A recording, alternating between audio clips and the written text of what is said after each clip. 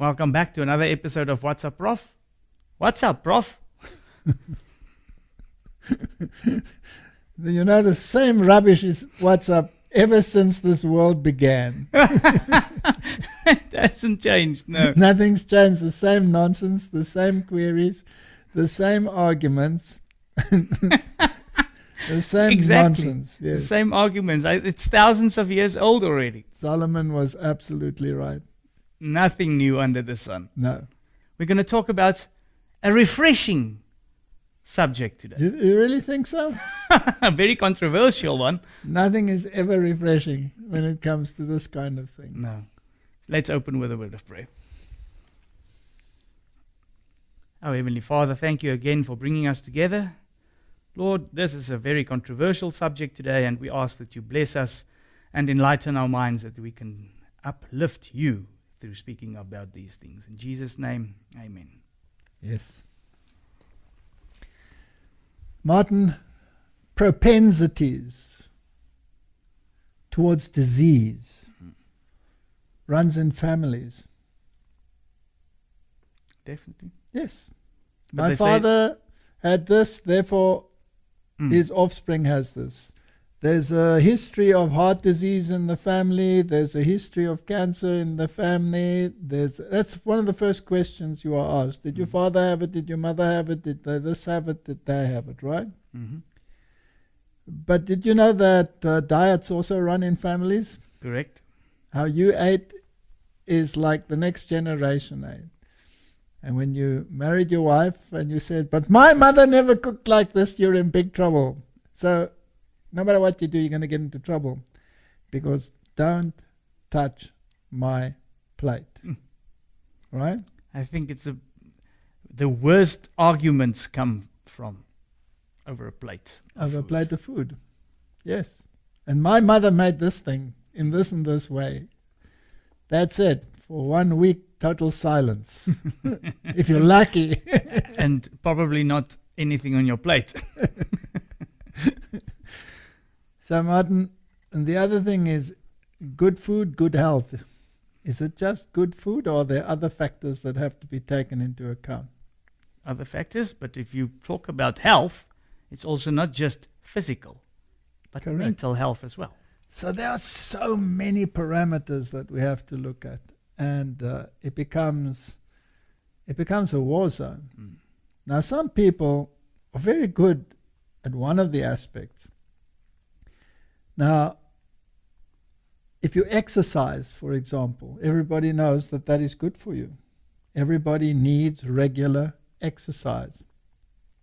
That is why people, even with poor nutrition, can have longevity Yes. if they are active. Mm-hmm. Let's say they're working on a farm and they're busy and they're doing that. But if they have a sedative lifestyle, then life becomes problematic. Correct. So some people become almost fanatical in terms of fitness, but there are other things which they will then leave by the wayside, right? Some people want to build muscle, and they will violate their health in order to gain the muscle.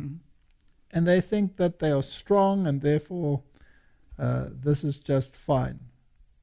So it's not just a question of good food, but you know, I can survive with bad food for a while. I cannot survive without air for more than a couple of minutes. Correct. Then I'm dead, right? Yes. So I need good air. Mm-hmm. I need good food. I need regular exercise. Yes. I need water. Water. I need to cleanse out my system. And I always used to say, you know, you don't wash your socks in orange juice. Yeah. Although orange juice is very good, Yes. but your system has to extract the water and use that and get the nutrients out of that. So your system sometimes wants a good flush, Yes. a good clean out. And unfortunately, it also has to be good water. It has to be good water. Now, we could have a whole discussion just on water. Because water is not water, is not water, is not water. there are different kinds of water. Now, some people believe, if you purify the water, then that's fine. Now you're drinking nice, clean water. But water has a crystalline structure because the various bonds in the water molecule ensure a particular arrangement of the molecules. And in actual fact, a drop of water is almost like one molecule. Yeah.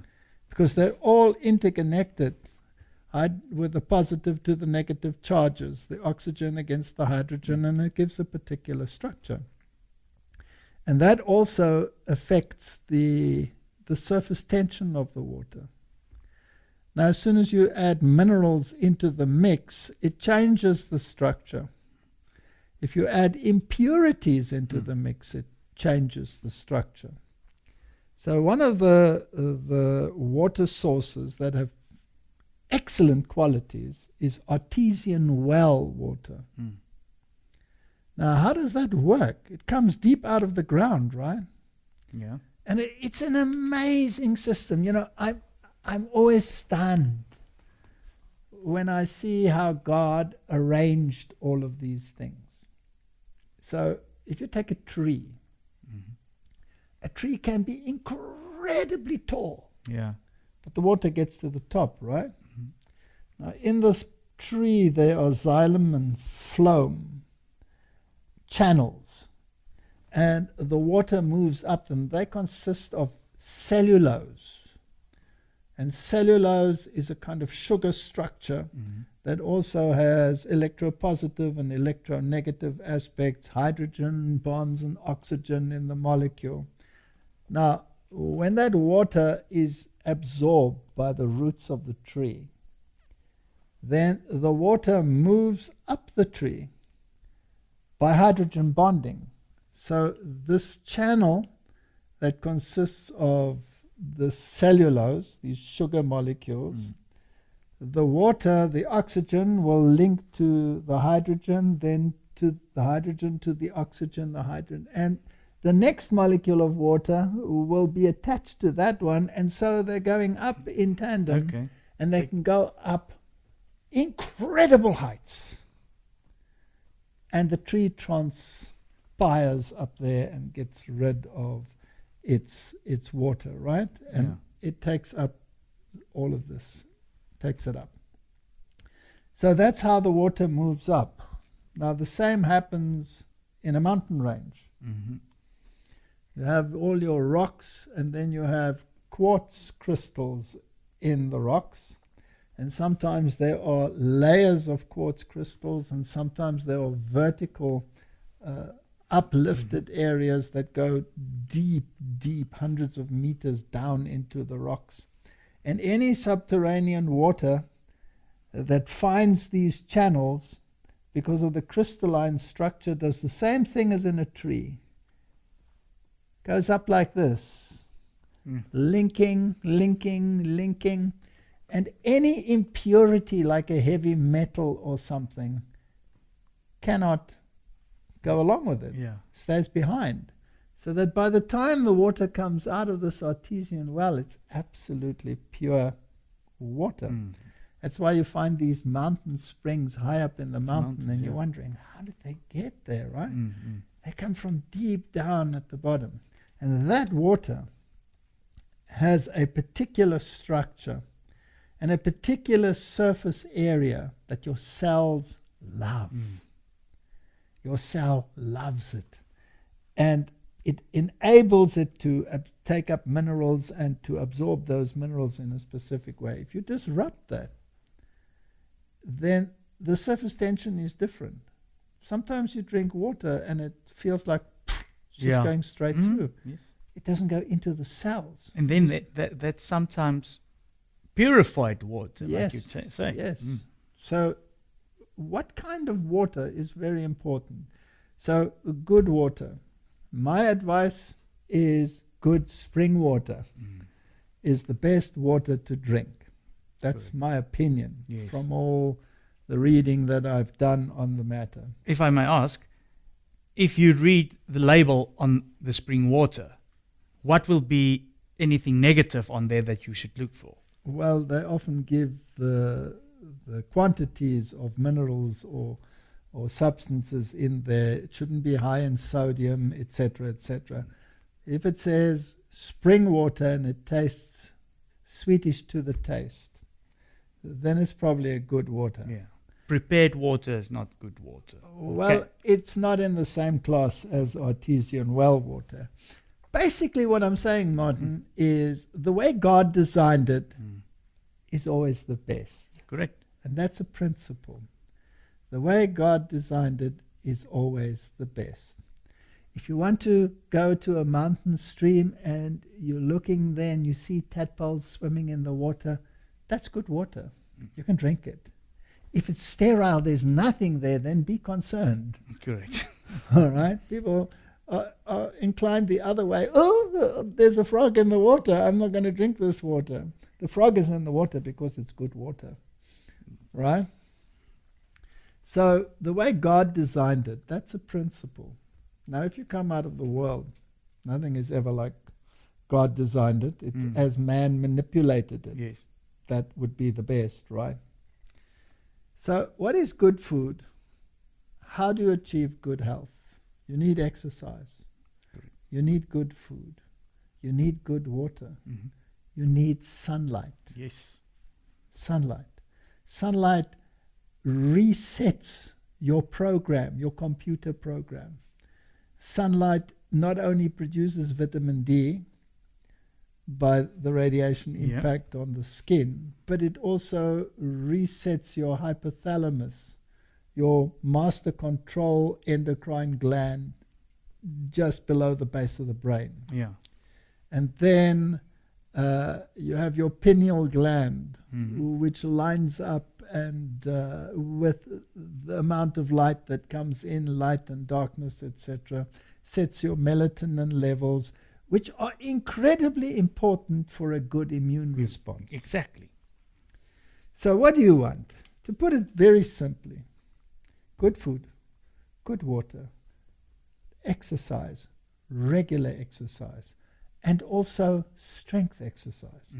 Not just one kind of exercise. You need variety. Yeah.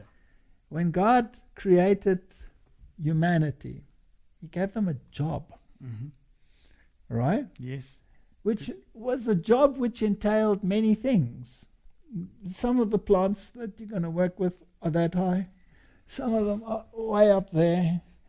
Some of them are difficult. Some of them are not so difficult. You have to bend, you have to lift, you have to work, you have to do different kinds of movement. A good workout in a garden Is the best workout you can have. So working an hour or two in the garden per day shouldn't be seen as diversion. It should be seen as part of your duty. That's the very best exercise that you could get. And if you can take a spade and dig the ground and have all of those movements, and you need some strength exercise. Did you know that you can have the worst of diets, but if you have strength exercise and all of these that go along with it, it puts calcium into your bone. Just that. So you cannot correct some things just by using a one-sided approach. Correct. That's not one size fits all. Correct. And then another thing that's important, Martin, your mental health. Everybody knows that without an anchor, you become depressed. And disorder creates depression. Yeah. So when God comes into the equation, disorder disappears. Yes. Order comes into the life.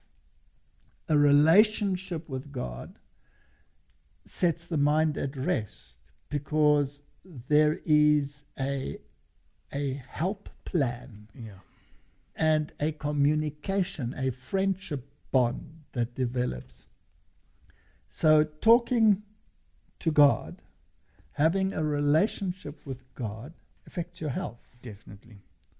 And a positive outlook affects your health. Many, many diseases begin in the mind. Yes. And the other place where diseases begin is in the gut. Yeah. And the gut has its own brain. Mm-hmm.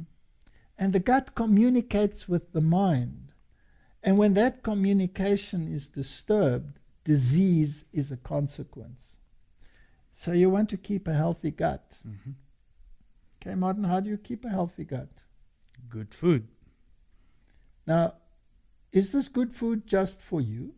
Or are there other organisms that reside in your gut? Definitely. Bacteria. Okay, now those bacteria, are they your friend or are they your enemy?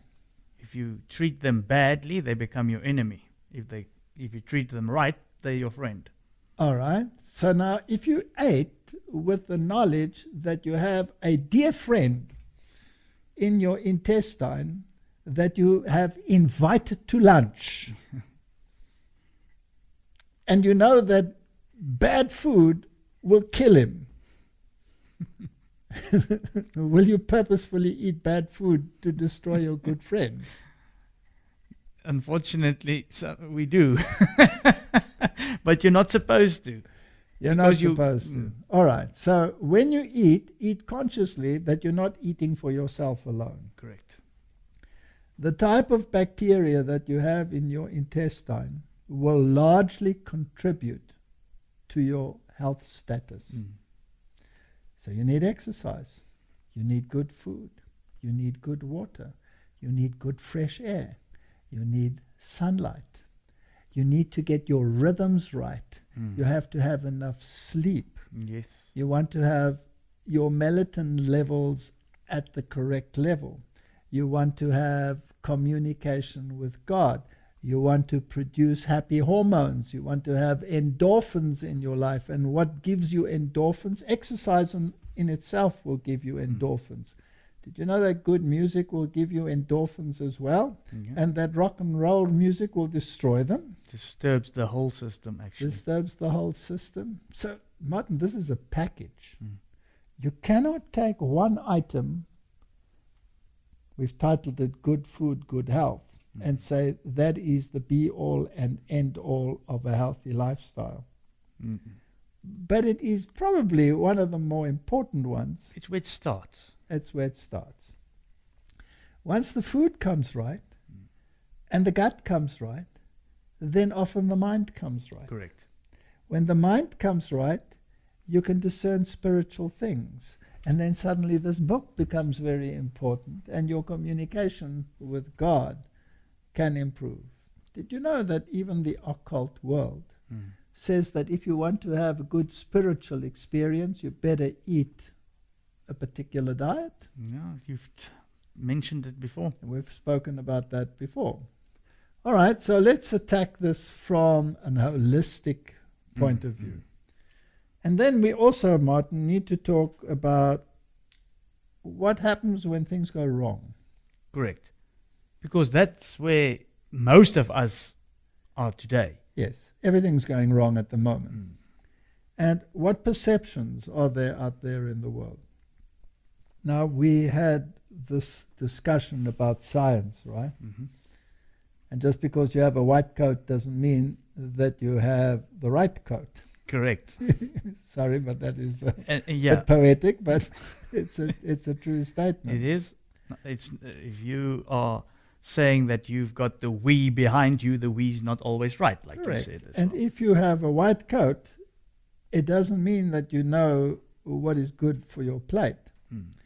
Because what comes to your plate historically is what you are inclined to use, right? Correct. You mentioned earlier that even if the diet is a little bit not the best that it is, but somebody works hard and all this, it keeps him going longer. I've got an example, for instance, if you take farmers.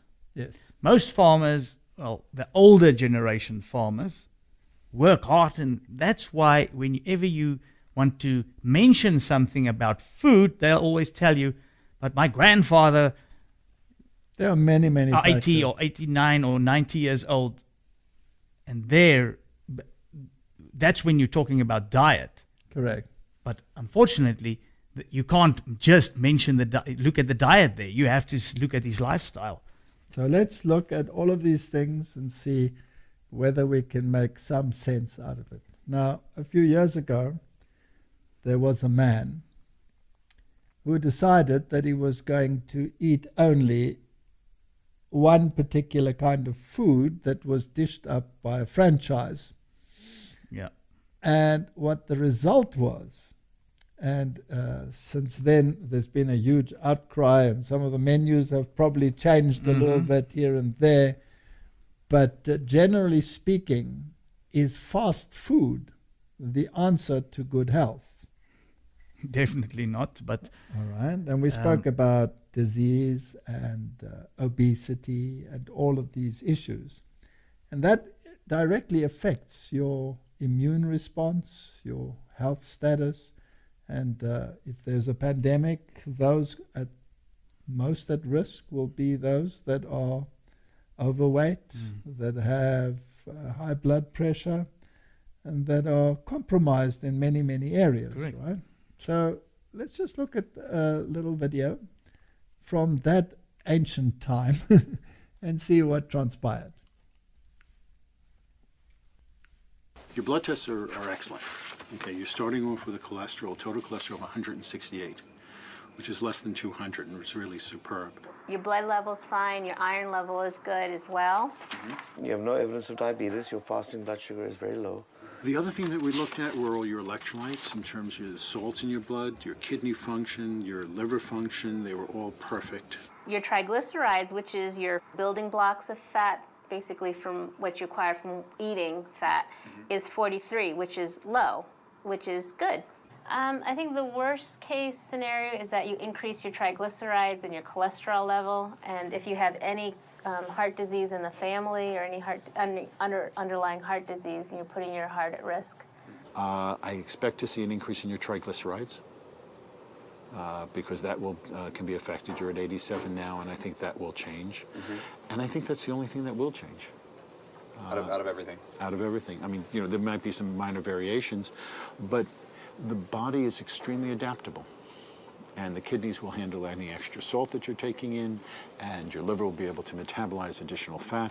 Your total cholesterol was 165 before, now it's 225. A liver that's inflamed in any way or sick in any way will leak some of its enzymes out into the blood. So this is very non-specific, but it means the liver is sick. Yeah. And the most likely cause of your liver sickness is a fatty liver. Your liver is now like pate. SGOT was originally 21. Now it's 130. And SGPT was originally 20. Was Now 20. it's 290. More than tenfold increase. That's Not good. Not good. Not good. Not good. So if somebody were doing this to their liver with alcohol, they could theoretically wipe out the liver. Wipe out all the liver cells, and there'd be a liver failure. Now, I've never heard of anybody doing this to their liver with a high-fat diet. There's a drug that is used in emergency rooms called naloxone. It's used for heroin overdose. And a guy comes in, overdose on heroin, comatose, he's going to die. You inject him with this drug, and it blocks the opiate receptors in the brain. Heroin doesn't work, he wakes up. If I give that same drug to a real chocolate addict, a person just shoveling it in, you find the most amazing thing. They lose much of their interest in chocolate. They take a bite, they set it back down. In other words, it's not taste and mouthfeel. It's a drug effect of the food within the brain that keeps us coming back again and again. If you look at the menu at a fast food restaurant, they use all of the addicting components. They'll take a slab of meat, cover it with cheese, of course, which is filled with the casomorphins, the opiates that are found in the cheese protein. And then they serve it with a sugary soda, which has the addictive powers of sugar with plenty of added caffeine. Now, you might be a 12-year-old kid. Your brain is no match for that combination. This is really, you saw these numbers, right? These numbers are absolutely outrageous. Okay, for the first time, we're seeing uric acid elevated. So you're giving yourself hyperuricemia, and the danger of hyperuricemia is gout, kidney stones. The results for your liver are obscene beyond anything I would have thought. Yeah. Truly. You know, that movie, Death in Las Vegas, Nicolas Cage, I mean, that pickled his liver during the course of a few weeks in Las Vegas, right? I would never have thought that you could do the same thing with a high-fat diet. Yeah. My advice to you as a physician is that you've got to stop. You're pickling your liver. Yeah. And you're kicking it while it's down now. You know, now it's down, and you're kicking it further. I mean, if you're an alcoholic, I'd say you stop.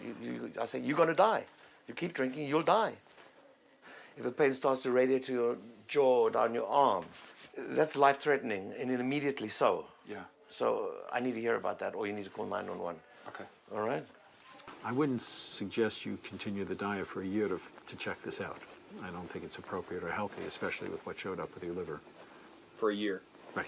So I shouldn't eat this food for a year? No, I don't think so. You know, we see people who like go on an alcohol binge and their numbers go up like crazy. But to go on, you know, a Mac attack, and they've got numbers to show that it attacks your liver too. I wouldn't have even thought about this, but it makes sense. Now that we have the data, it definitely makes sense.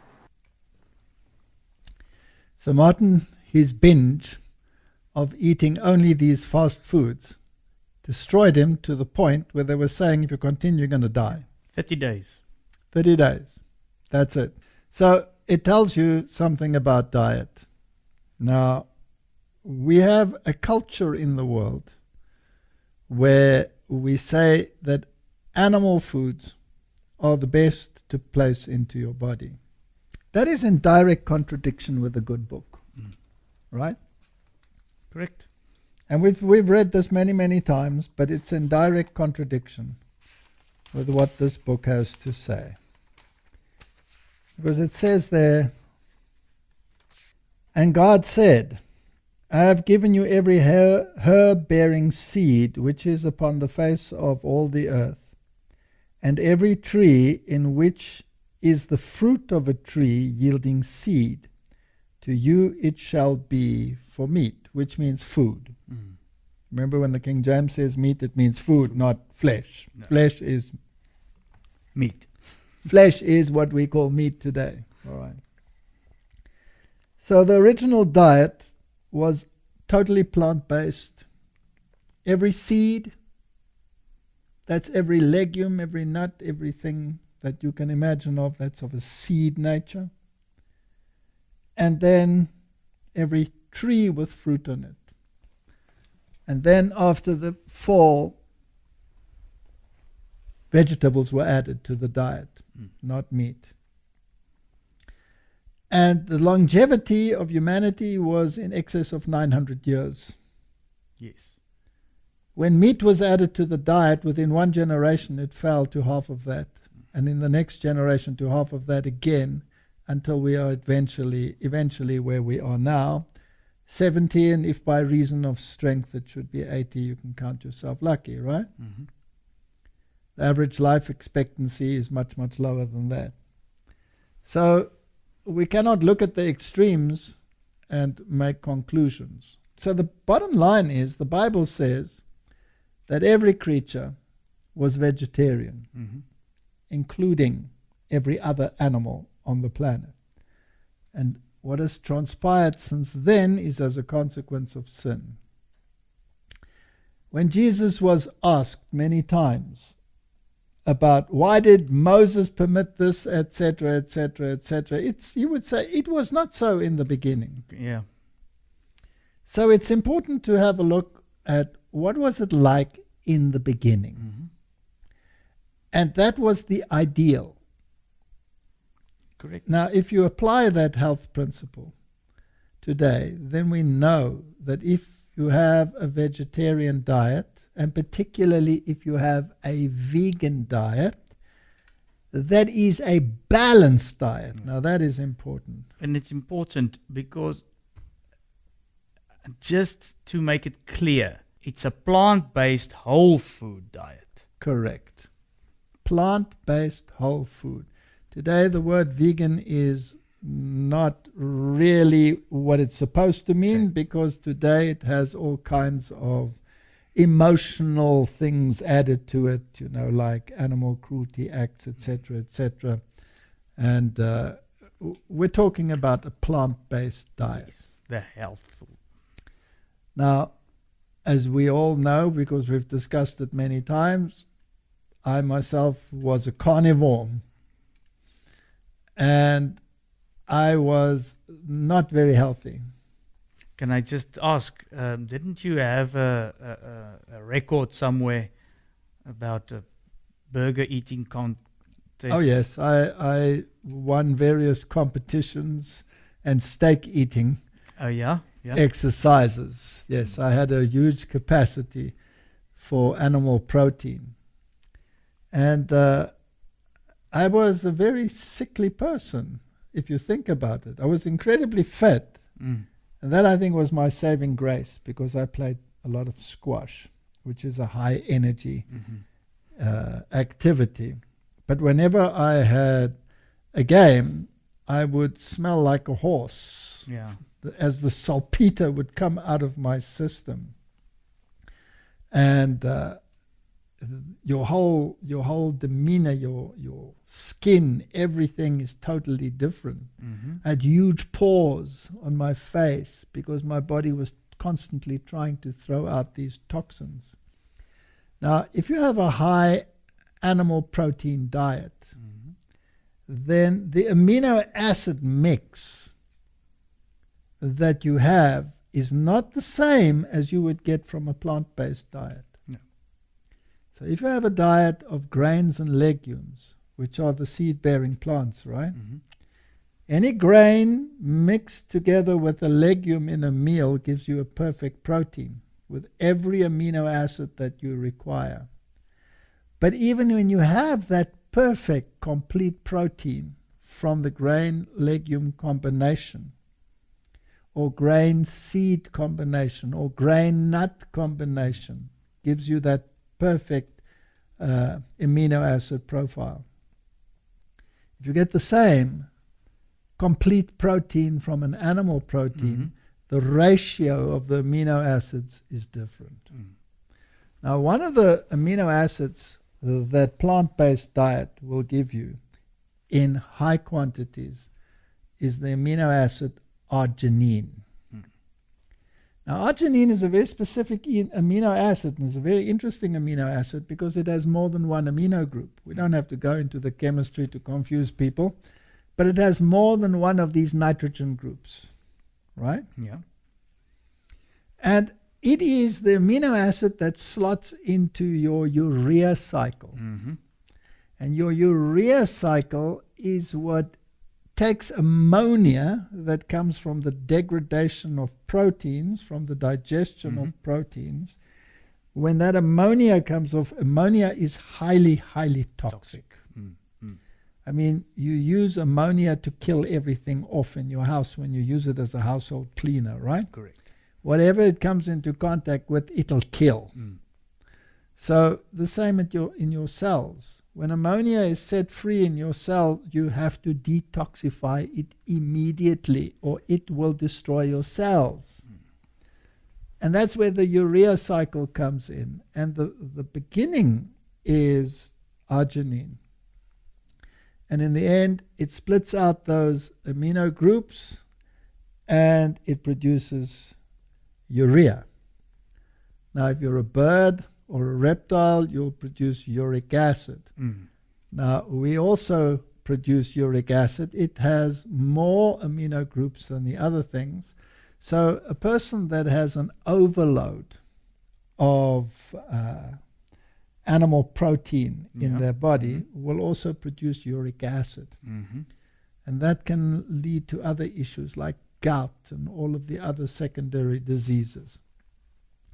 So a plant-based diet is in itself a detox diet. Correct. Because it helps the body, because it pushes the reaction in the direction of urea production, helps the body to keep it at a level so that you don't have the buildup of toxins in your blood. Another amino acid that is high in animal protein, or the amino acids, are the phenolic amino acids. Those are amino acids that have ring structures. And phenylalanine is one of them, for example. Now, these ring structures are like benzene, and they can be carcinogenic in high concentrations. Now, if you have a diet that consists of a high protein diet, low carbohydrate diet, then your body has to change the protein into a carbohydrate. Because your brain, your nervous system, requires pure carbohydrate. Yes. So now your body has to work 3 or 4 times as hard to get that same nutrient that your brain needs. Correct. Now, the way people think in the world is to say, carbohydrates will make me fat. Therefore, I'll stick to a high protein diet. If you have a high protein diet, you are going to force your body to take some of the protein that you have eaten and to convert it into carbohydrates. Because your brain cannot be fed by protein. Correct. It has to receive carbohydrates. Now, what is the logical thing, Martin? When you receive this high protein diet and you're taking half of it and changing it to carbohydrates, you are loading your body with the amino groups. Yeah. You are loading your body with the phenolic groups. Okay? And they are toxic to your body. So you're loading your body with toxins. Correct. All right. Your body can get rid of it through the urea cycle, excrete the other. Some of it goes out through the stool. And sometimes the excess is so high that it actually crystallizes and sits in your joints and gives you all kinds of problems, joint problems. Why not reduce that problem by cutting down the protein and adding the carbohydrate? Then you wouldn't have that problem. Now, the carbohydrate that you are consuming, in what form should it be? Whole. It should be a whole food. What does that mean? It means it must be a food that contains what the original contained. And that has 2 kinds of fibers in it. Yeah. Soluble fiber and insoluble fiber. Now, the soluble fiber is amazing. It's what produces the gums. For example, if you cook a fruit, it makes like a goo, and we call that jam, right? Yeah. That's because of the soluble fiber.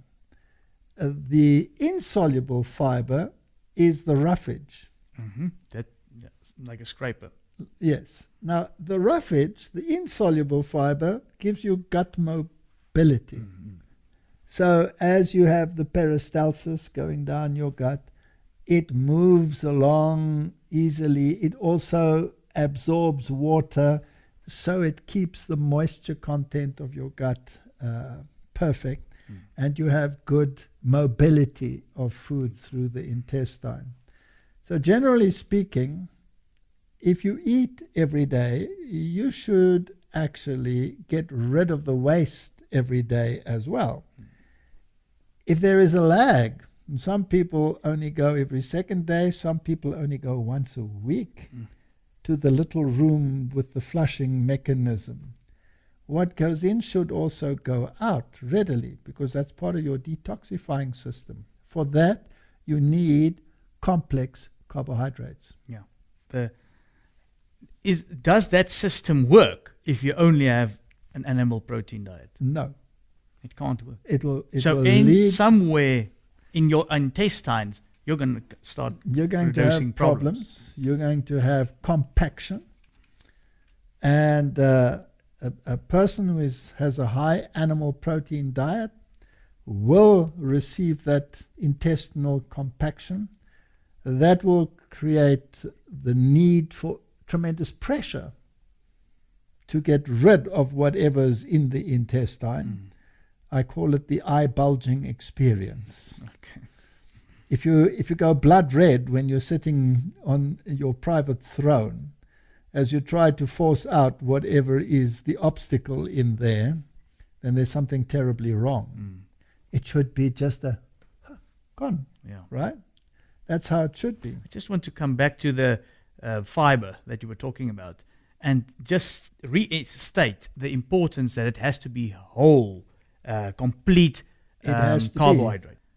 Because whenever it's processed, that the whole system is not going to work like you've just mentioned. Whole food doesn't necessarily mean that you're not allowed to process it, Okay. but it must have everything that was in there originally. Exactly. Nothing must be taken Now, out. Industry has so changed humanity's diet because industry requires mass production. Yes. Now, in the old days, you used to go to the miller, Mm-hmm. and the name Miller is still very common in the world. Mr. Miller, how are you today, right? Or in German, Herr Müller. Why? Because there was a miller, Yeah. and he had a stone mill, and he used to put the grain in, and the stones used to rub it and grind it, and it used to come out, and everything that was in the original was in the final packet, right? People like refined food, so they put it through a sieve, and they get rid of the roughage, Yeah. which is a major problem. Now, I'm not one that says you have to have a long face when you eat. It's fine if that is an occasional treat that you are having. But if that is your lifestyle, you have a problem. If white bread is a regular component on your table, you are looking for trouble. Yeah.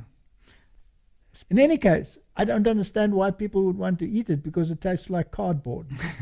Well, that's also, you get used to that taste, and then you're not used to the others. Correct. But if you switch your lifestyle and you tell your palate, I don't want that, I want a whole grain food, eventually the other one will become loathsome Yes. to you. If your palate changes that.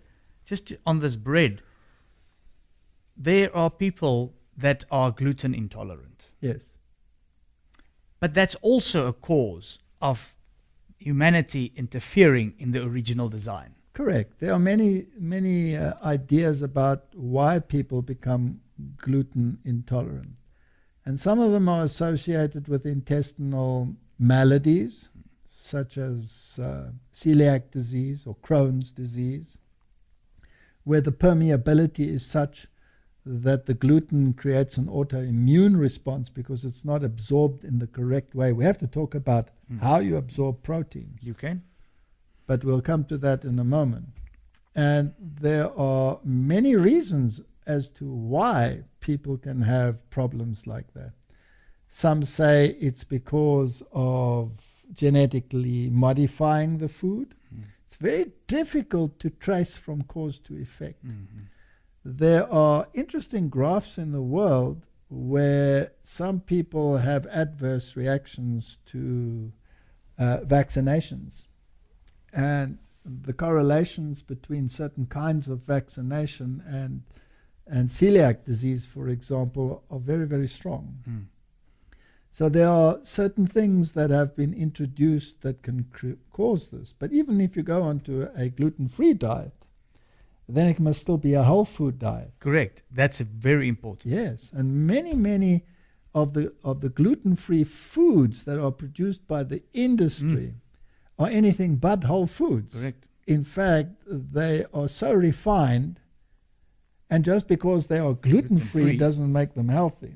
Exactly. So that's why we also are going to produce a program, at least, as to what is a whole grain gluten-free bread and diet, for example, because that's also very important. That stays with the same basic principle. Correct. As soon as there's been tampered with anything of the original, Yes. be careful. Now, when you eat a whole food, plant-based diet, you're not, as I said in the beginning, you're not just eating for yourself. You are eating for your flora inside your intestines. Now, certain of the foods in the plants that we eat, we actually cannot digest. Correct. Some of the oligosaccharides, that is the complex carbohydrates. We have no problem with glucose, absorbing that. We have no problem with starches. We can digest them. The enzyme amylase will break them down and make the sugars available. We have no problem with that. But some of the oligosaccharides we cannot digest. So in a potato, for example, you have mainly starch.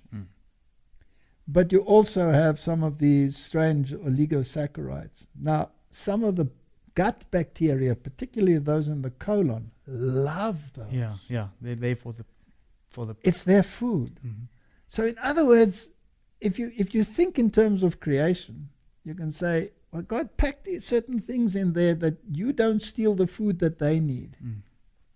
Right? You have a high animal protein diet with this high acid load. Then those bacteria actually start dying. And you get a totally different flora. So you will start getting a flora that has to deal with the amino groups. Right? And they produce ammonia. correct. And this ammonia is an environment in which only certain bacteria, which actually will lead to carcinogenesis on the long run.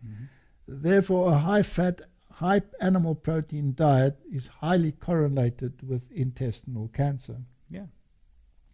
So all of these things are very important. Now, it's always interesting to me it was fascinating to me to determine how protein digestion actually works. When you eat a plant or an animal product, and it contains a protein, all the amino acids are in that protein. Some proteins are hard to digest, and some are easier to digest. Now, in your stomach, you have an enzyme called pepsin. And pepsin takes a protein and chops it up into chunks. Yeah. So it breaks it up into polypeptides, right? Little chunks. And the more animal protein there is, the longer it takes to digest. Okay?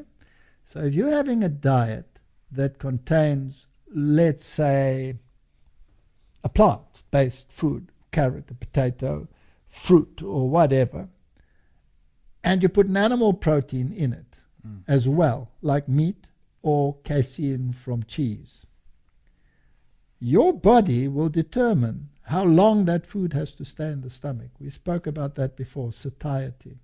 Yes.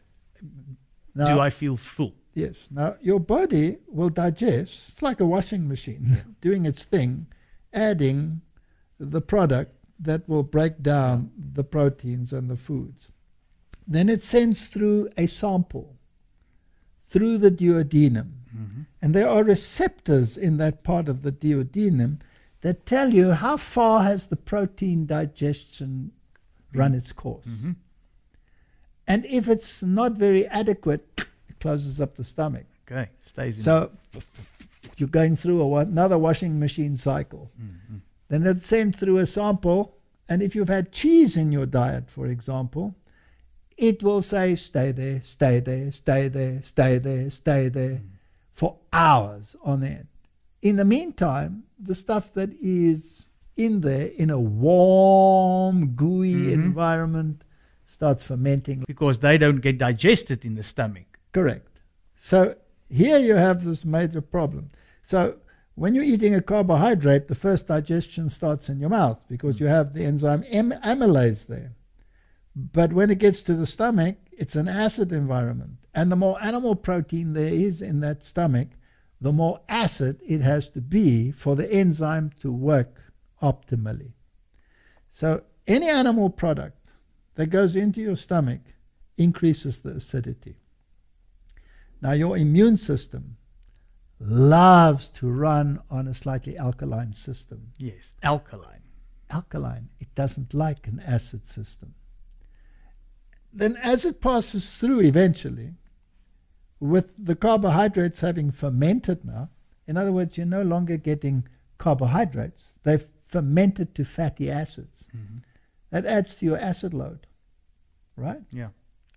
So a diet that contains animal protein is a high acid diet. The most acid foods are cheese, then come the meats. Mm-hmm. If you take a plant-based protein, it is slightly acid-forming, like most nuts, Yeah. etc., are slightly acid-forming. And some are even alkaline-forming, which is amazing because they contain amino acids. But they're so balanced with minerals that they're actually slightly alkaline. For example, almonds are slightly alkaline. Most grains are only slightly acid, but some grains are actually alkaline, like millet is an alkaline grain. So if you're suffering with acid load, then you want to include grains that are alkaline forming, like millet and sorghum and those, into your diet. So if you're going to have a diet that is alkaline forming, and it'll be automatically alkaline forming if it is a plant-based diet. Yeah. Fruit, even the most acid fruits like lemon, alkaline forming. Yeah. And your body loves it, and your bacteria are jumping for joy. So if you have these healthy bacteria in your stomach, then that already sends a signal to your brain, everything is honky-dory. And this communication between the brain in your intestines and your master brain is very, very important.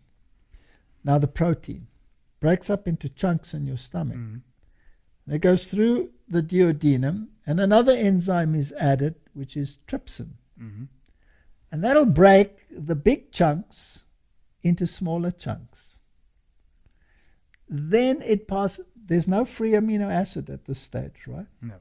Then it passes down your intestine, and as it goes lower and lower, the intestinal wall has particular cells that produce enzymes.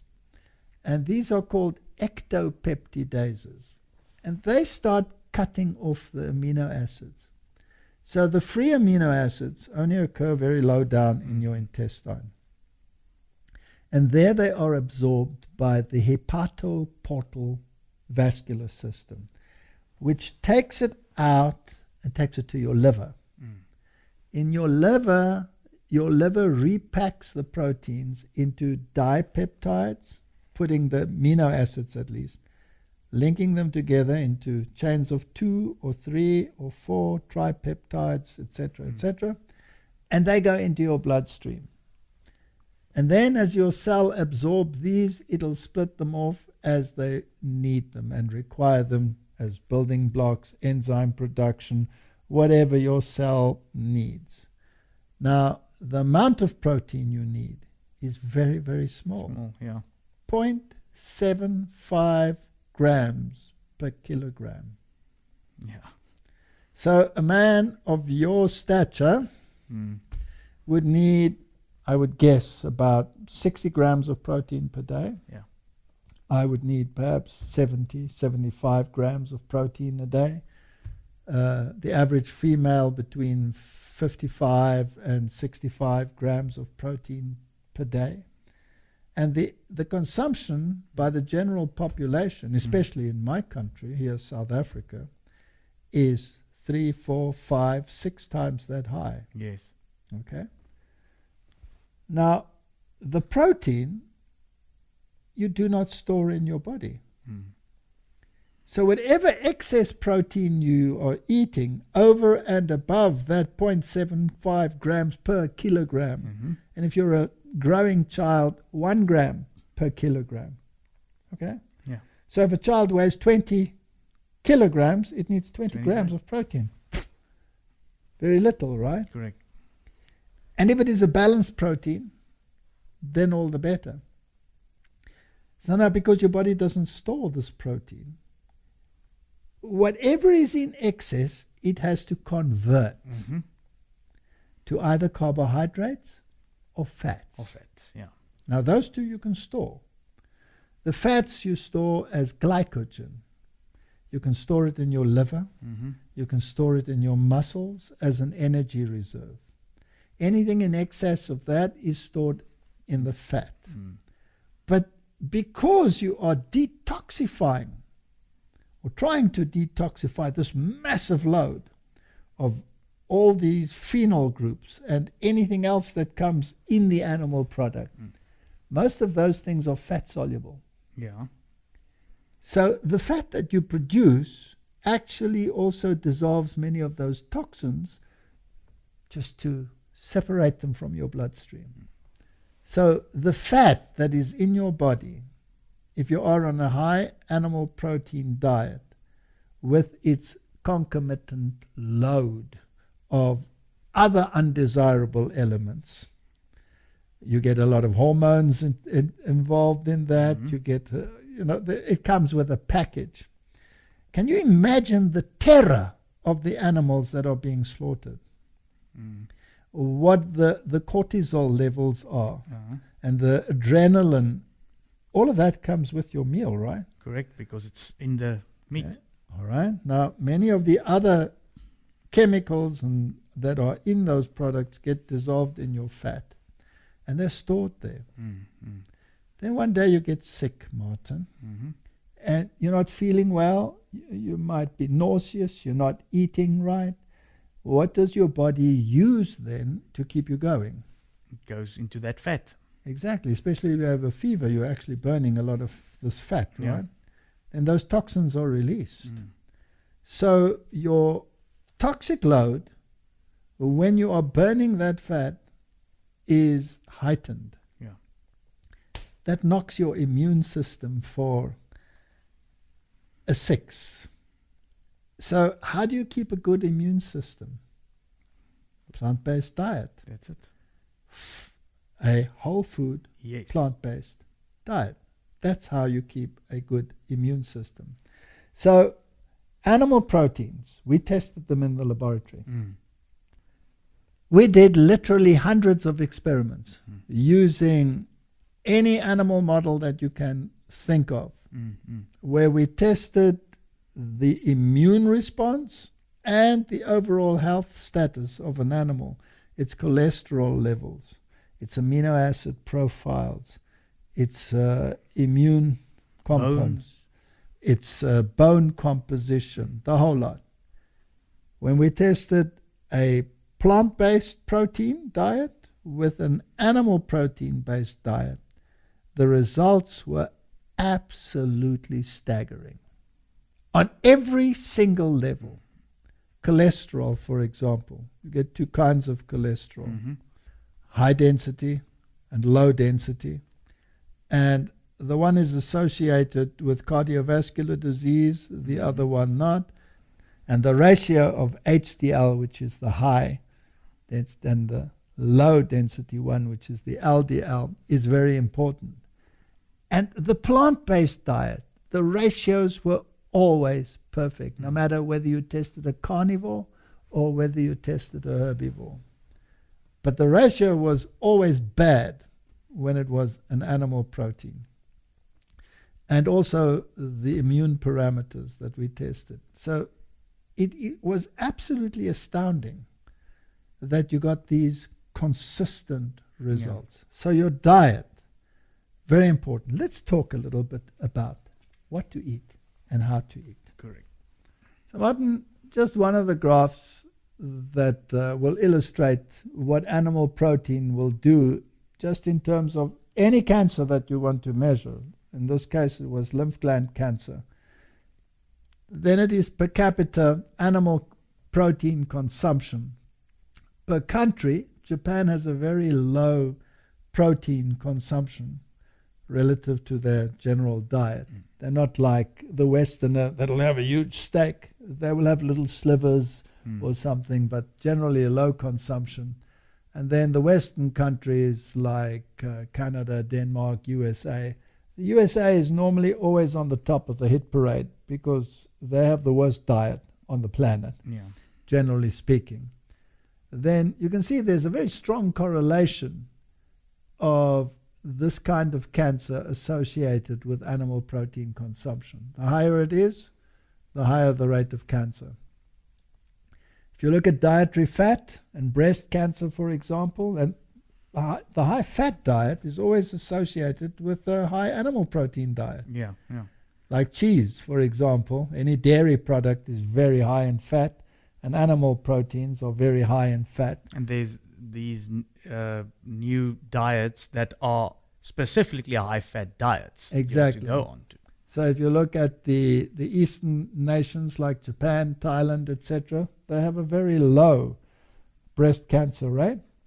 And again, the USA, Canada, and the Western countries, they have the highest rate of these kinds of cancer. There's no doubt that there's a very strong correlation between what goes into your mouth and what happens in your body. Here is milk and breast cancer. And again, it's fascinating that the countries that have the highest rates are the dairy-consuming countries like Denmark, Switzerland, etc. And the US, of course, is always very high on the hit parade. And those that don't really consume milk, like Thailand, Japan, etc., they consume soy milk. Correct. They don't have that problem. Oh, but what about the estrogen in soy? Don't irritate me, Martin. That is the most nauseating question that I received. It's based on total misinformation. Mm-hmm. And it is surprising to me that no matter how much science you put out into the world, this stubborn argument is constantly being thrown at your head. Now, the kind of estrogen, in inverted commas, that you find in legumes, particularly in soy, for example, is phytoestrogen. And phytoestrogen does not have the feminizing estrogenic properties at all. There are different binding sites without going into detail for estrogen. And everything in your endocrine system works on, not everything, but a lot of it works on a push-pull mechanism. So you have enhancing and you have depressing endocrine systems. Your prostaglandins work like that on a very large scale. And there's a whole host of them. So some of them elevate an issue, some of them depress an issue. And that's how you keep equilibrium. And everything is about equilibrium. Mm-hmm. So you want to have anabolism and you want to have catabolism. You want to activate and you want to deactivate. You don't want to build when you are digesting, then you want to assimilate. And once you've assimilated, then you want to use. Yes, yes. Everything has to be organized like this. Now, the same with these phytoestrogens. There are alpha binding sites and there are beta binding sites. And some of them will elevate activities and some of them will depress activities.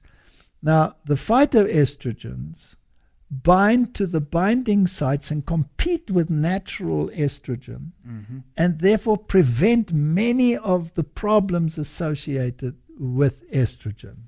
For example, cancer, breast cancer, can be decreased by this. And it doesn't compete with the binding sites that have the feminizing effect. Correct. So they don't have a feminizing effect. I've always said if you go to the East Bloc countries, they don't walk around with bras.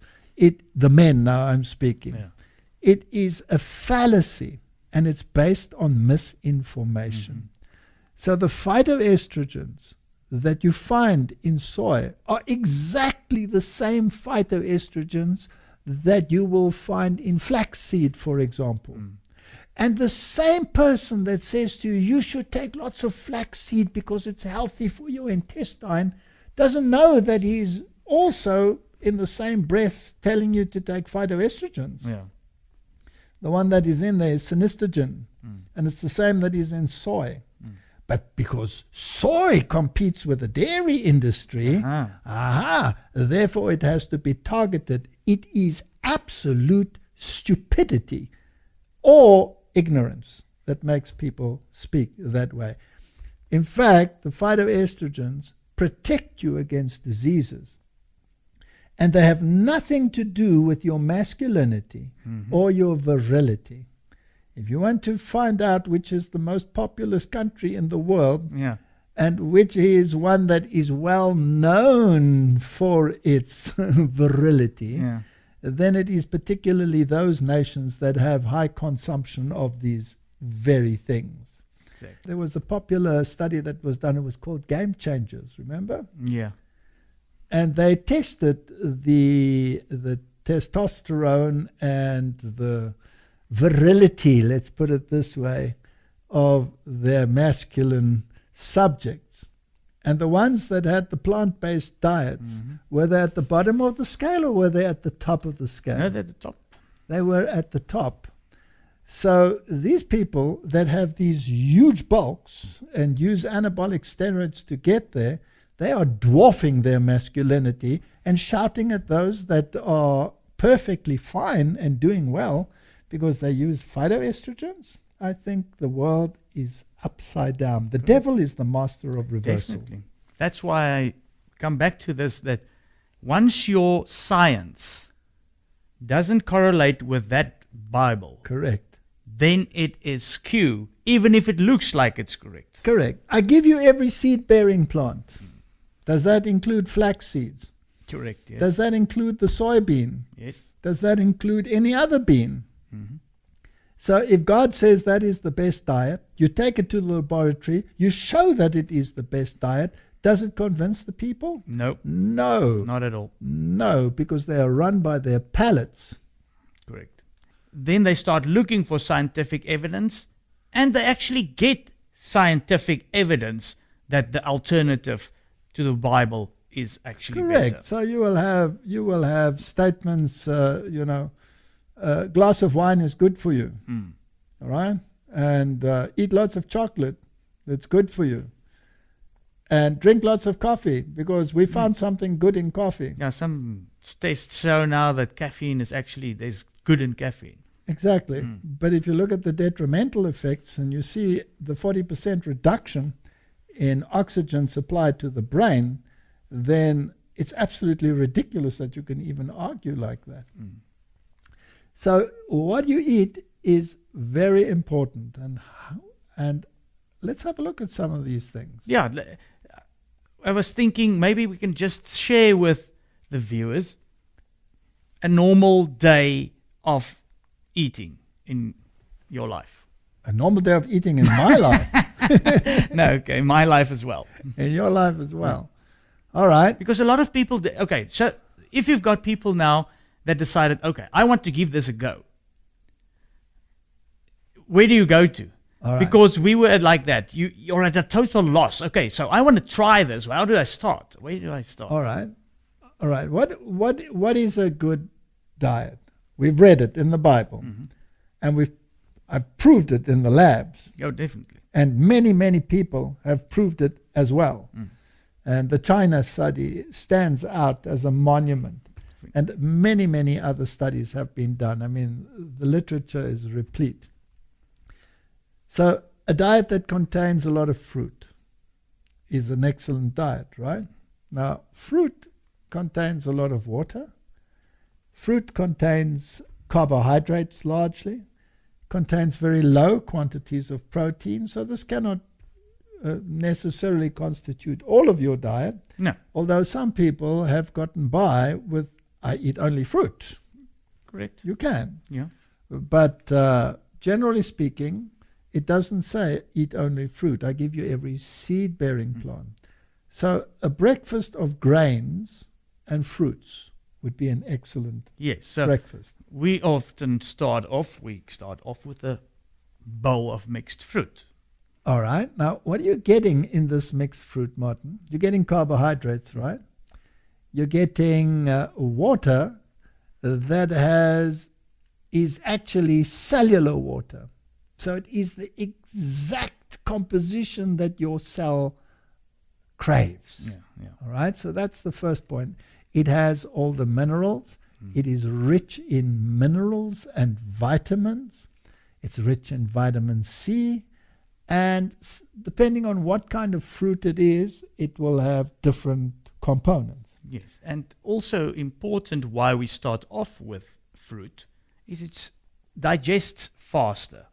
Correct. Now, when you eat fruit and grains together, their digestion time is relatively short, which means it passes out of your stomach and becomes available to you as energy.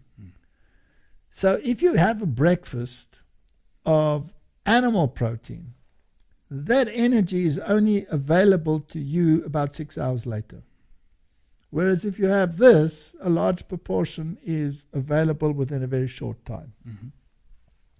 Now, what we can see here are different kinds of fruits. Now, there's a strawberry, for example, or a piece of a strawberry. That is the fruit that has the highest antioxidant level, together with some of the others, like the cranberries and pomegranates and all of these.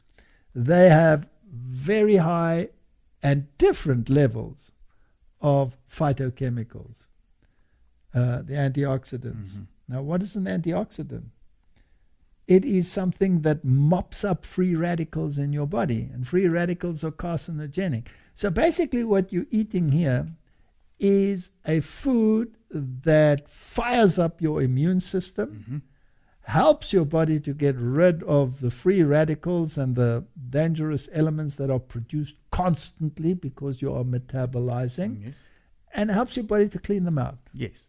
Can't have better than that.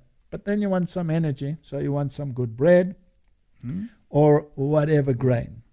Now, 3 grains will give you a complete protein. All right, Martin, I see you put a picture in here of mixed seeds. Now, all of these seeds contain different components, like we've said already. If you look at flaxseed, for example, you have all the omega fats that you need there in the diet. And, you know, people always say you need fish for your omega. No.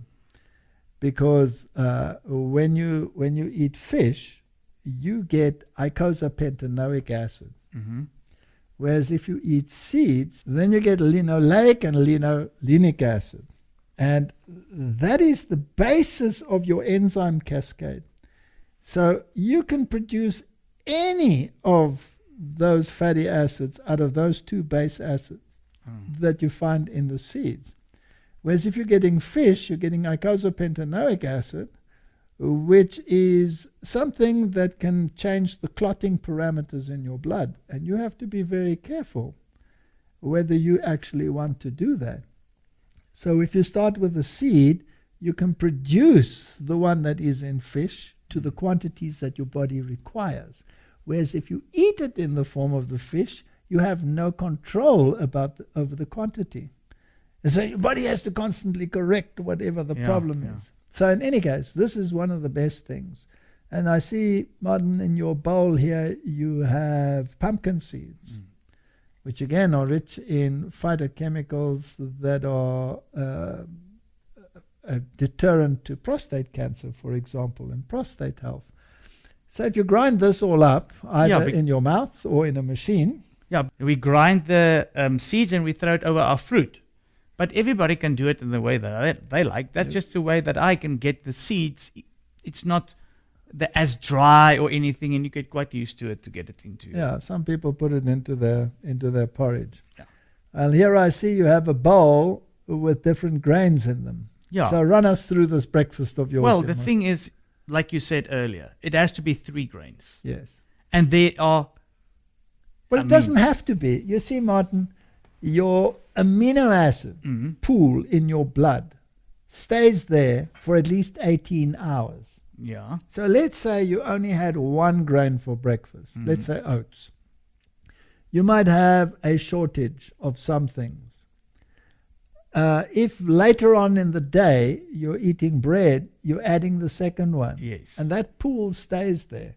So you don't have to eat it all at the same time. Of course, if you eat it at the same time, fine. But it helps you with your staying power. With your stamina. Otherwise, you're going to be hungry a little bit. If your body has a shortage of one element, it develops a craving. Correct. And people that have a craving for sweet things are actually satisfying the craving with the wrong thing. the body might be craving something totally different. But if you have a whole food diet, and here you have 3 grains, which are the grains that are using here? Yeah, that is millet and oats, and if I remember correctly, that's ground wheat. All right, so you have one here of millet, which is an alkaline grain, excellent. And it is a complete protein by itself. It's one of the few grains that actually has a complete protein. So it's also important that you realize that you should buy dehusked millet, right? So you buy it from a health food store or a supplier that supplies it for human consumption. Because you're not a bird.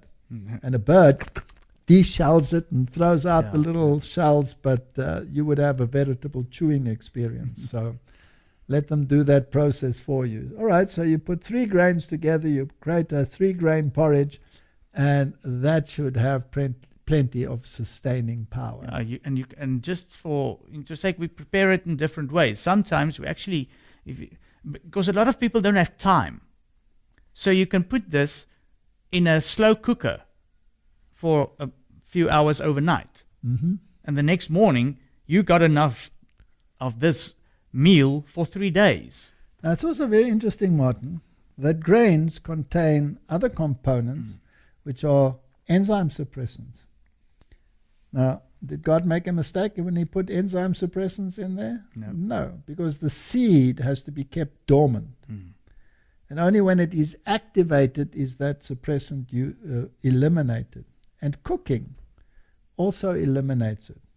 So some of the components like the phytic acids, etc., by putting it in a slow cooker, you're actually getting rid of the enzyme suppressants, the natural enzyme suppressants. Yes. And sprouting does the same thing. So sprouts are excellent food because they have been energized and the suppressants are all gone. That makes it easier to digest. Much easier. And also you have the phytochemicals and the vitamins being activated inside it.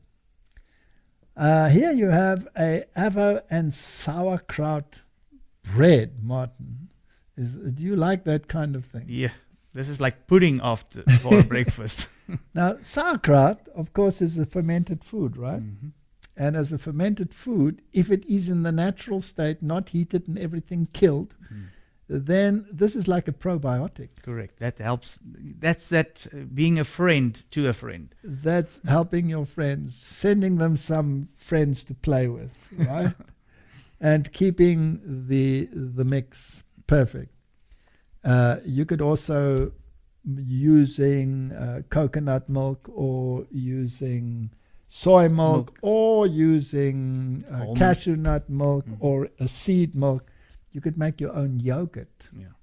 So you could actually just purchase a probiotic pill and put it in there and keep it at a temperature, which is almost body temperature, let's say, and it'll make its own yogurt and it will not be dairy based. Cool. That would be similar to fermented foods. And avocado, of course, is very rich in monounsaturated fats. And it also adds the omega fats that you need. And it's very high in folic acid. So that is an energy food. And instead of butter, use avocado if you can. Correct. Who says butter must be yellow? Why can't it be green? Exactly. And when we started eating like this, you learn all sorts of spreads that you can make with all these legumes, and you don't have to have hummus, a boring. You can make all kinds of interesting things. All right. Well, I must just add now, this is a complete breakfast the way I eat it at this stage.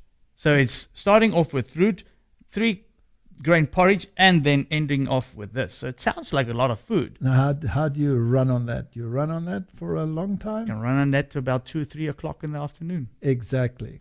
Now, Martin, if you take that slice of bread, and if I look at that slice of bread over there, then I would imagine that looks like a whole grain sourdough bread. Is that correct? Correct.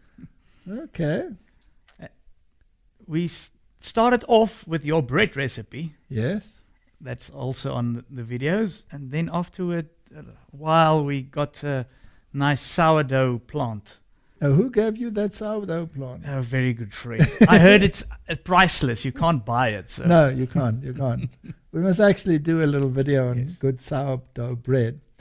And once you start getting into that, then it's a totally new experience again. And once again, you mentioned that sourdough is also making that friends of you very happy. Yes, because remember, it's not supposed to be sour. Bread is supposed to be light and sweet. So this is just your raising agent. Yeah. But the way in which you raise this kind of bread changes the moisture aspect. It becomes intercellular rather than extracellular water. And it's a totally different ball game, but let's not go there. No, but just it's healthier. It's a wonderful bread. And then let's move to something for lunch. So you have a salad here, Martin, and it contains the leafy green things. Now, the leafy green things, whether they are in the form of a salad or whether they are in the form of a vegetable like cabbage or broccoli or anything that's dark green, that's your calcium source. Yeah. When you see the dark green, you think calcium. Now, animal protein, because it increases the acid load, actually removes calcium from the bone to neutralize the acidity, because that's how your body is wired. You have this push-pull mechanism of parathyroid hormone and calcitonin. And the one increases the level of calcium in the bone and the other one releases it from the bone. So as soon as your body goes into an acid load, you produce parathyroid hormone, you release the calcium from the bone. Whereas leafy greens, that calcium, because it comes with an alkaline package, is automatically deposited in the bone. So if you want to have good, healthy bones, you better eat grains, legumes, and green things. Now, if you take the African diet is grains, legumes, and leafy greens, particularly things like marroch, which is like a kind of spinach, right? That they love to eat.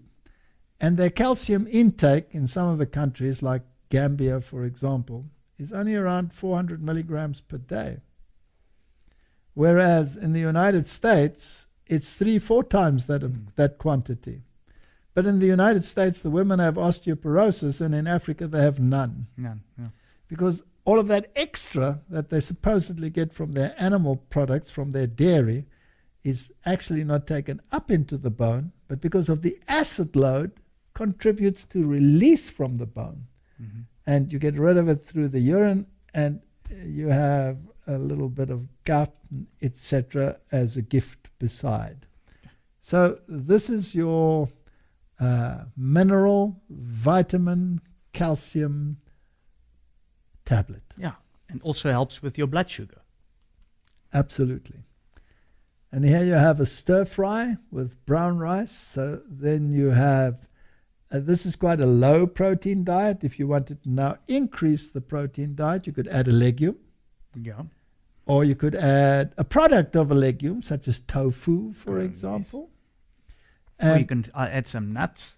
Or some nuts or something. Now, some people will say, Martin, I've heard many people say that tofu is so bland. Well, you know what? Everything is really bland. If you take meat and you wash out all the blood so that it's just a white pulp, it's totally tasteless.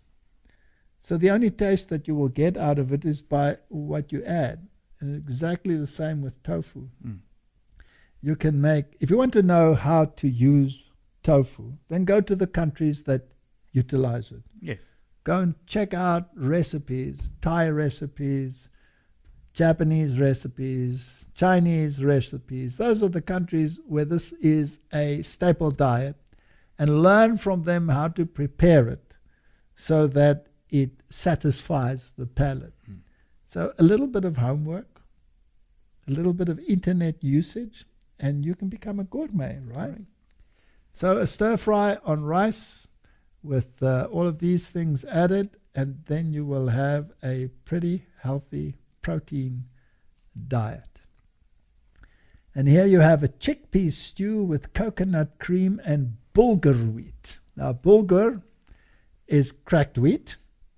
It's made in a very special way. They use traditionally these huge pots, and they have a fire underneath them, and you cook the grain, and then you spread the grain out and you dry it like you would in the sun, and then you put it through a mill that just cracks it.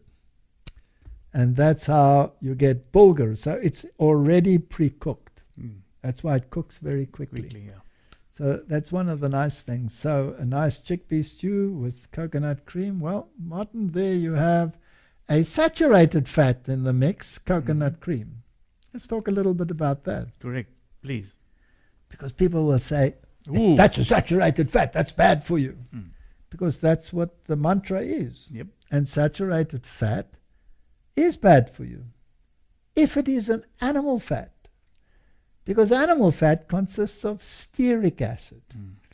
But coconut cream, the fat, is also saturated, but it consists of palmitic acid. Then the other thing is, animal fat has 0 antioxidant in it. Whereas coconut cream has high levels of antioxidant, vitamin E in it. So this kind of fat, palmitic acid, is so readily metabolized by the human body. In other words, that is a fat basically designed for human consumption. Correct.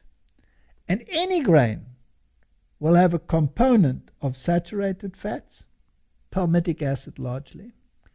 Then it will have the polyunsaturated fats and the monounsaturated fats. And it's interesting as you go down the line, if you take an animal fat like butter, which is stearic acid, no antioxidant, when you heat that oil, it immediately forms free radicals, oxidation. When you heat coconut oil, because of the high antioxidant level in it, it doesn't form the free radicals. So which one's better for you? Definitely coconut oil. It's not Absolutely. I just want to mention also that some people will have the problem, probably what we had, is you at work. So you don't have time to have your lunch and go and make it. So when we changed over from a big meal in the evening to putting it in the afternoon, we continued cooking the same meal that we would have eaten in the evening and just eat it for lunch the next day. Yes. Because that's one of the big switches you have to make. Big breakfast, smaller lunch, and if necessary, smallest dinner. And it's always better not to eat a big meal late at night. No. It's the same old argument. Anabolism, catabolism. The one is building up, the other one is breaking down.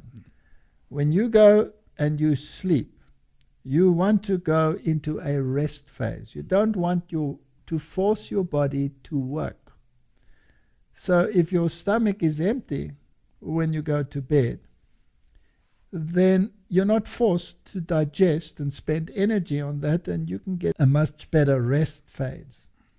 So try not to eat a heavy meal for supper. If you have to eat something light like a fruit. We must remember nothing is a law of Medes and Persians here. If you've had a hard working day and you feel that you need something, then have something, but try not to eat it late at night. Yeah, and try not to make that a norm. Try not to make that a norm. All right, so there you have a wheat, you have chickpea, so you have a legume. By the way, the chickpea is also one of the legumes that is a complete protein. So the wheat-chickpea combination is an excellent protein. So even if you make hummus from the chickpea and you spread it on the bread as a spread, then you have a legume-wheat combination, legume-grain combination, complete protein. So this idea that plant proteins are inferior is a misnomer. Correct. Martin, then you want to satisfy your sweet palate, and I see you've put carob and nut clusters here. Occasionally that goes off well after. I see. Now the carob, of course, also comes from a legume, right? And it's largely made from the pods, but it is somewhat like chocolate, but it doesn't come with the opioids and the caffeines and the theobromines and the other evil little trappings that you have in that. So that's an excellent little end to a meal. All right, Martin, so we said that a grain legume is a perfect example, and here you have a red lentil spread, which you can, of course, season according to your palate. And a good bread, a whole wheat bread, then you have a grain legume combination. And for the busy housewife that wants to send the kids off with a good something, if you put peanut butter on that, you also have a grain legume combination. Correct. It's not that difficult. It's not that difficult. It's not rocket science. No, and it just takes some effort to start getting used to the menu. All right, let's just talk about this now. What have we had here in the diet? We've had foods that are rich in antioxidants and phytochemicals. That's your fruits. And minerals and vitamins and everything that you require. And different foods have different components. Correct. So if you want to make a snack now for the evening, and you have to choose between something, you want to give your kids something to eat or something while they're doing whatever they're doing. If you take popcorn, that is very rich in certain minerals. Zinc, for example, is very high in popcorn. It's easily digestible. Put a little bit of sprinkling over it, of a seasoning, and there is something to keep your kids occupied and keep them happy. Yeah. And you can snack on something like that. Whereas if you snack on the things that you buy in the store, you're going to get the saturated animal fats, or you're going to get oxidized fats like polyunsaturates that have been highly processed and heated. So you have a high fat, refined food meal that is really not good for you. So yes, it's just a different mindset. That's it. I did write a book some time ago called Diet and Health Scientific Perspective, with lots of peer review articles that are cited in it, plus a lot of our own research.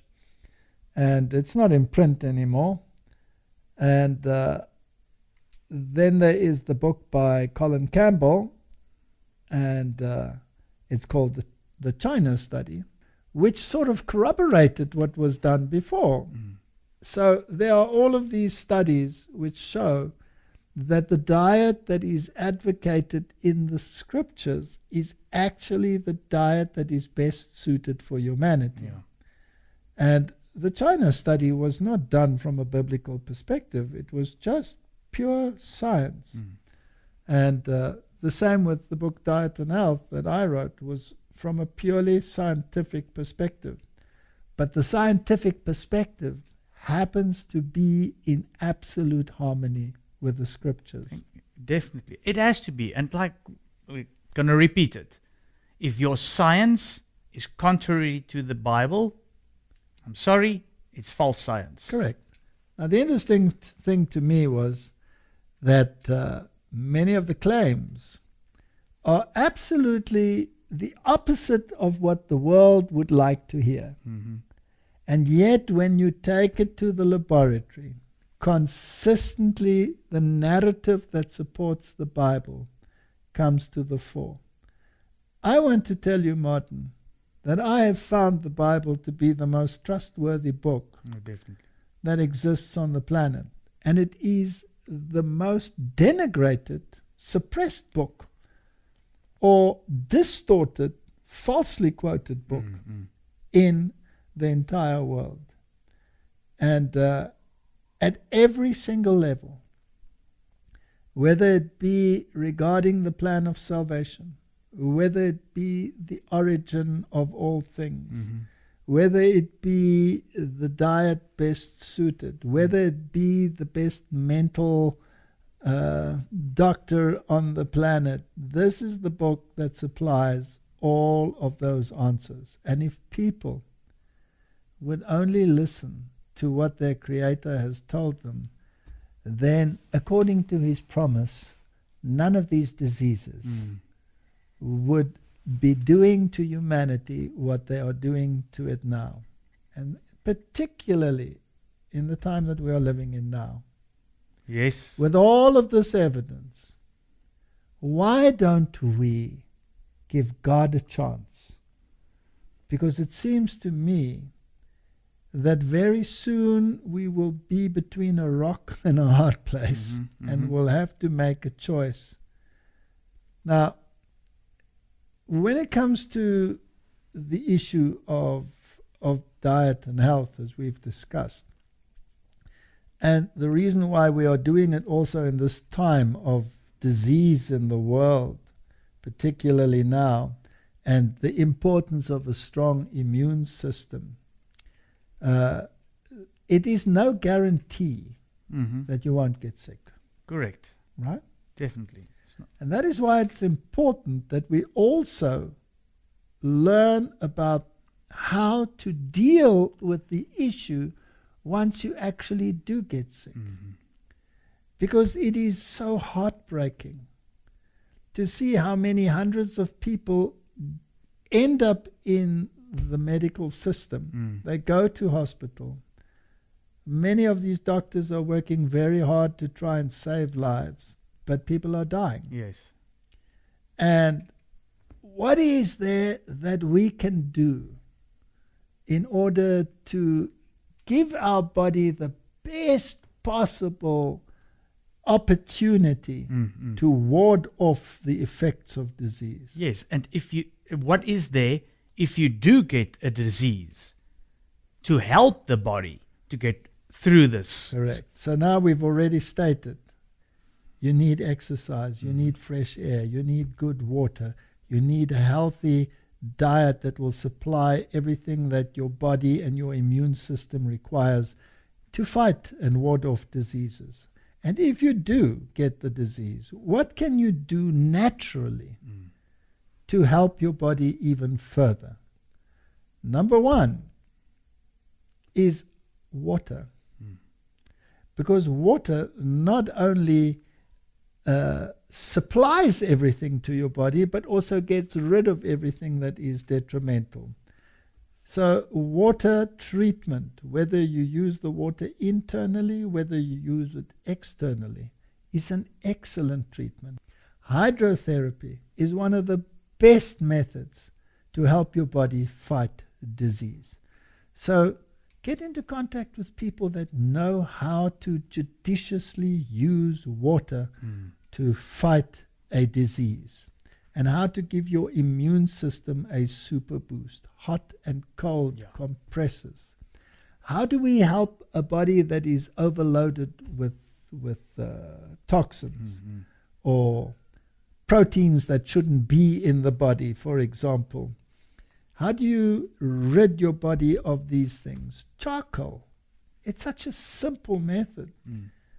You can take a teaspoon or a tablespoon of charcoal, mix it in some fruit juice or something, drink it down, and it will bind toxins and take them out of your body. You can make charcoal poultices, where you take a little bit of boiled linseed, mix charcoal in there, spread them on a cloth, and make a poultice, put a piece of plastic, especially over the liver area, or wherever the problem is. If you have a wound or something, a poultice like that can draw out toxins and help your body get rid of whatever is causing the problem. There are all of these things that we can do to help the body overcome disease. Lifestyle is only one component Yeah. of dealing with a crisis.